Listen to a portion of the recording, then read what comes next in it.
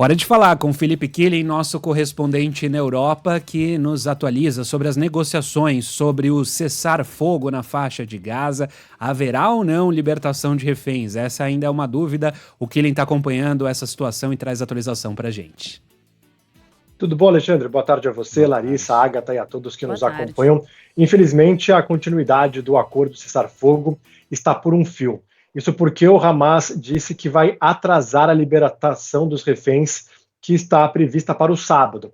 O Donald Trump, presidente americano, disse que se os reféns não forem soltos, o acordo de cessar-fogo iria acabar. E o Benjamin Netanyahu, na noite de ontem, fez um pronunciamento na TV falando justamente isso, dando um ultimato, que se até o meio-dia, do horário local, os reféns não forem soltos, a guerra vai retomar.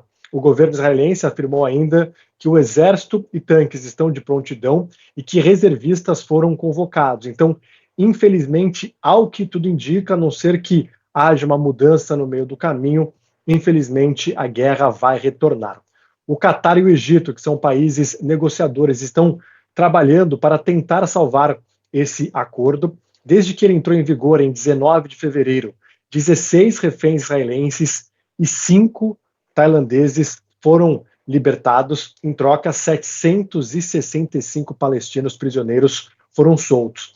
E a previsão, nessa primeira fase do acordo, é que 33 reféns israelenses, em troca de 1.900 prisioneiros palestinos, sejam libertados ao longo de 42 dias. Então, lembrando, foi assinado, entrou em vigor, na verdade, no dia 19 de fevereiro, não tem nem um mês e é provável que não termine essa primeira fase. De qualquer forma, existe a expectativa de que as coisas possam mudar e aí o acordo permanecer em vigor e, quem sabe, até as negociações da segunda e terceira fase.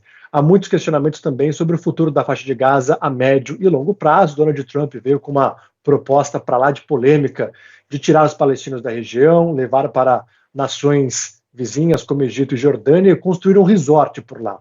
Mas essa é uma proposta que já foi rejeitada tanto por Jordânia, tanto como por Egito.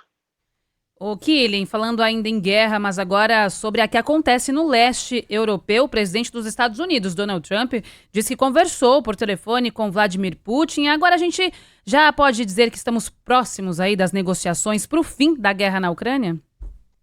Das negociações, sim. Do fim da guerra, não.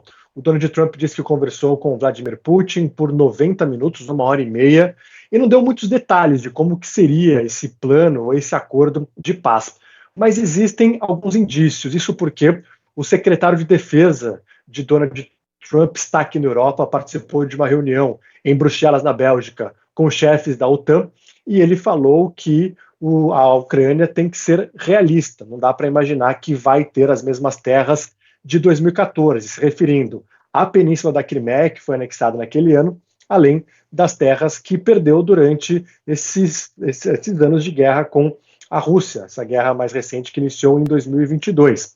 E também falou que não há a perspectiva da Ucrânia entrar na Aliança Militar do Atlântico Norte, a OTAN. Então, o que dá para a gente pescar desses sinais? Os Estados Unidos vão pressionar por um acordo de paz que vai envolver a Ucrânia ceder terras à Rússia e se comprometer a não entrar na OTAN, a Aliança Militar do Atlântico Norte. Mas é claro que precisa de garantias de que a Rússia no futuro não vai voltar a atacar a Ucrânia. Qual seria essa garantia?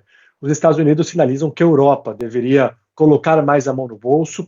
Os Estados Unidos estão focados agora na China, entendem que a Ucrânia é um problema da Europa. O continente europeu, ele não investe o mesmo em defesa do que a Rússia sozinha investe mais em defesa do que toda a Europa, e a União Europeia sempre se escorou nos Estados Unidos como o irmão mais forte para defender o continente. E os Estados Unidos estão sinalizando que agora a Europa precisa se coçar e investir mais em seus exércitos, porque o foco dos Estados Unidos estará no Pacífico, nessa disputa com a China. Então, a gente vai ver aí o início dessas negociações, que devem começar nas próximas semanas e meses. Agora resta saber exatamente como que esse acordo vai ser colocado na mesa, mas a verdade é que se os Estados Unidos tirarem o apoio à Ucrânia, não resta outra opção à Ucrânia a não ser negociar, porque o que já está ruim vai ficar ainda pior se não contar com o apoio dos Estados Unidos.